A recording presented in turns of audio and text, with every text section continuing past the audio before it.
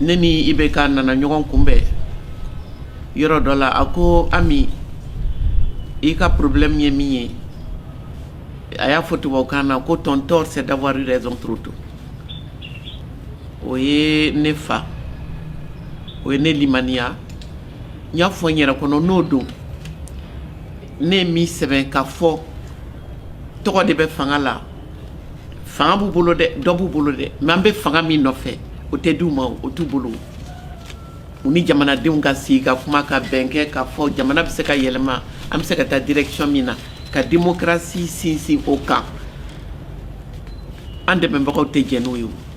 olu ko démocratie min olu ka nafa bɛ min na u b'o de ɲini a bɛ fɔ minnu ma bloc de l'est ni bloc de l'ouest et occidentaux ni russiw ni tɔw olu tun bɛ ɲɔgɔn na tuma min fo anw b'u furancɛ la an bɛ tu ɲɔgɔn na kɛlɛ la n'u y'o nɔfɛ kɛlɛ guerre froide kɔnɔna na o nana kun cɛ ni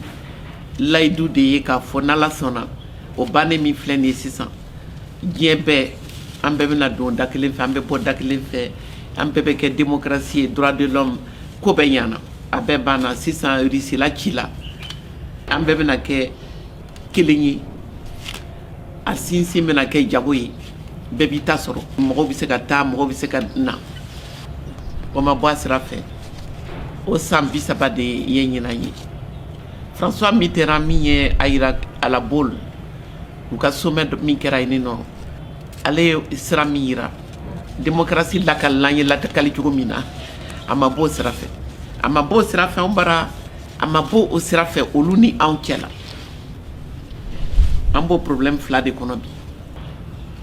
parti m'u ka baara kɛ parti u tɛ se ka kɛ yɛrɛ minnu y'a yira k'a fɔ ko démocratie olu ka tiɲɛ de don a sun b'olu de bara olu ka valeur de don olu ka civilisation de don u kan k'a ɲɛ yira tɔw la donc an ma bɔ colonisation kɔnɔ kabini a daminɛ na an m'a faamu de sisan an y'a faamu parce que a tiɲɛna fan bɛɛ a tiɲɛna u yɛrɛ bolo n'u ko k'an ka taa voter an ka fɔ an sɔnna mais vote kɔnɔna na kalafili kɔnɔna na a ka kɛ sababu ye an ka minnu bɛ fanga nɔfɛ k'u ɲininka puisque économie taabolo ye nin ye u ko suguba don sugu belebele ko bɛɛ b'i ta sɔrɔ comme anw t'an ta sɔrɔ la anw denw de bɛ bateau kɔnɔ olu de bɛ tolajiw la olu de bɛ gɛn olu de bɛ ɲani olu de bɛ kasow la siyako dara kɛnɛ kan sisan u ka système ni kabini traite négrière la ka taa jɔnya k'u yɛrɛ bara fo ka taa se bi ma an ma lafiya an bolola sɔnna an m'an sago sɔrɔ a kɔnɔ n'i ye réflexion kɛ Mali kan ka kɛ an ka jamana kelen kelen bɛɛ kan k'i pan o yɔrɔ kunna i ma foyi faamu i b'i kun fɛ anw k'o de ma an ka kɛlɛ in na que racisme systémique racisme de don fɛn o fɛn bɛ ka kan na jɔnmaya kɛlɛ de don fɛn bɛ ninnu bolo an ka fisa n'u ye an b'a bɔ su la an b'a bɔ su la diplomatie la keguya la n'an ma se k'a sɔrɔ a bɛ kɛ kolo ni fasa ye an bɛ marifa ta an bɛ don u kan ni marifa ye an bɛ kɛlɛbolo sigi k'a fɔ olu de ka kɛlɛ don fo k'a kɛ wajibi la pendant k'u bɛ ka ɲɔgɔn kunforoko bɔ an b'a organiser ka t'u ka fɛnw piller an b'o processus de kɔnɔ bi min dara jamana kan o de dara IBK yɛrɛ kan a bɛ degun de kɔnɔ i bɛ fanga ta contexte min kɔnɔ anw ka contexte ni contexte particulier de don inédit a ma kɛ yɔrɔ si i bɛ fanga ta a bɛ fɔ k'i ka situation min gérer e t'a dɔn min b'i ɲɛ e t'a dɔn min b'a kɔnɔ parce que a dabirilen don u m'a f'i ɲɛna u ko de k'u nana ko ka n'i sauver a tɛ se ka fɔ u tɛ se ka fɔ an seginna ka na parce que an ni tɔw bɛ ɲɔgɔn na anw tɛ bɔ ɲɔgɔn na n'an ma na ka na aw ta bɔ si o tɛ se k'o fɔ mɔgɔ si donc u b'a fira da kan min b'a kɔnɔ u t'o fɔ an ye wa minnu ma n'o fɔ fɛnɛ u b'a fɔ k'olu y'u jugu ye mais Ala barika la bi bɛɛ de da bɛnna ban bɛɛ de y'a faamu sa ka fɔ k'an lakana o kɛlɛ tɛ Faransi yɛrɛ ka lakana a b'o de ɲini Faransi yɛrɛ ka sɔrɔ a b'o de ɲini Faransi ko k'an ka mɔgɔ de ɲini ka d'a ma min bɛ se k'o baara kɛ élection ka kɛ sisan a kana tɛmɛ février kan o de tun bɛna Emmanuel Macron permet puisque a yɛrɛ ye candidat ye a b'a fɛ u ka élection bɛna kɛ n'a tun tora a ta la mɔgɔ ka sigi min y'a sagona mɔgɔ ye min bɛ se ka ko t'u ta la o de tun b'ale nafa a kɛbaliya o ye fa bila a la a kana kɛ a ko ni rouge minnu bɛ yen k'an kana kuma Yadi ni Kufa fɛ ko n'o tɛ k'a bɛ taa taali ma bɔ sisan ko ni élection ma kɛ k'u bɛ taa taali ma bɔ sisan ko Wagner nana ko n'olu nana k'u bɛ taa wa taali tɛ bɔ a tɛ bɔ kun min na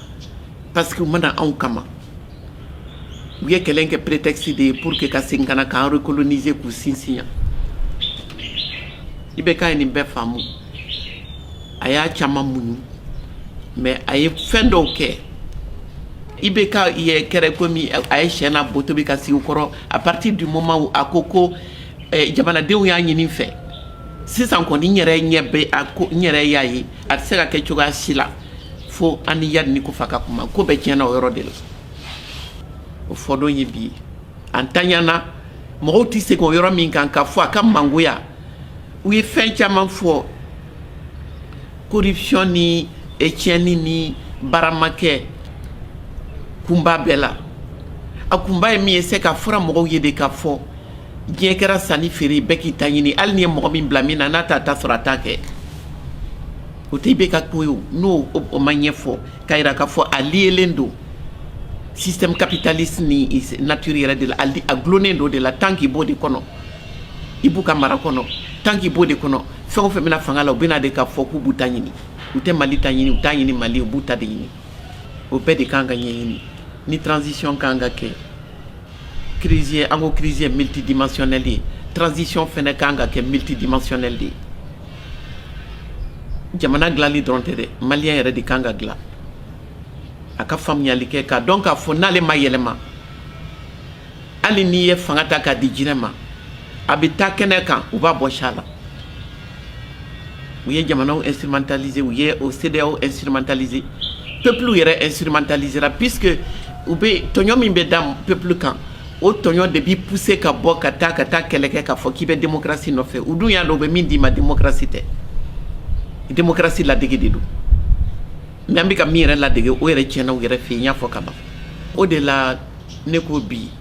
an ka kow lajɛ ji ɲɛma jɔlen de la fɛn o fɛn b'a fɔ k'i bɛ nin kɛlɛ kɛ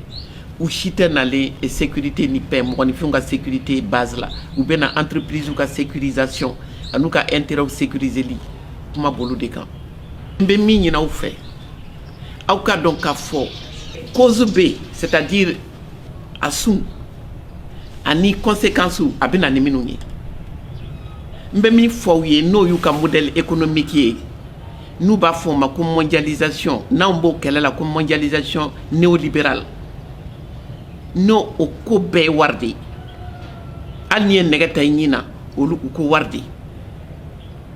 hali n'u bɛ tagama bɛɛ su kan yan nin nɔ walasa olu yɛrɛ ka entreprise ka marché u ka lafiya mais hali yen nin nɔ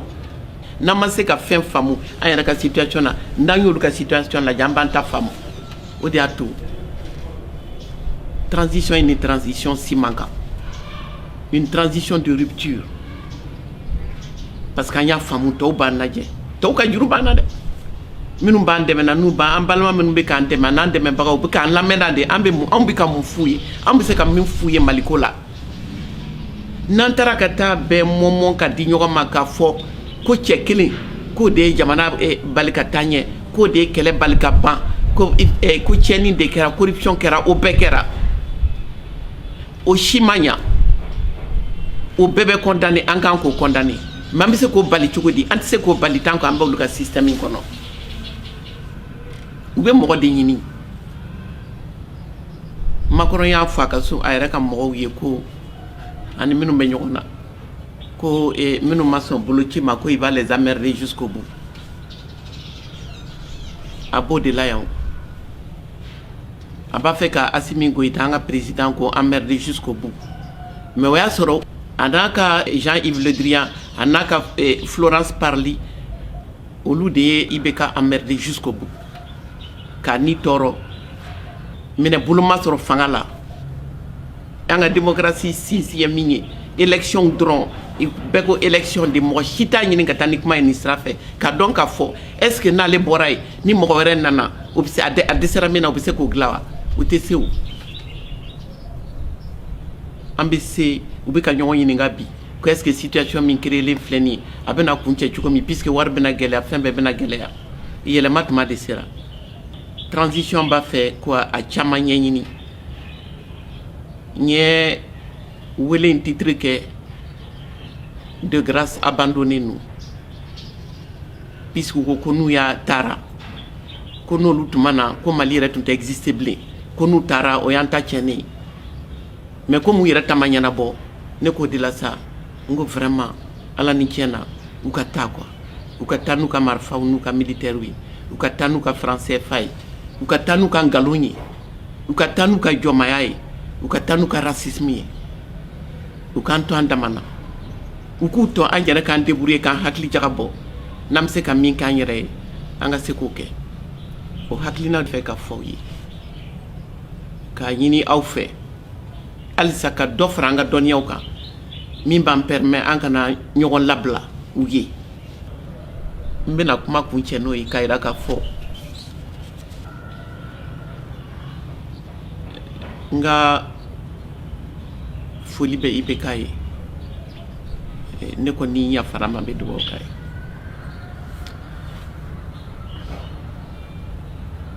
an bɛɛ ka yafa ma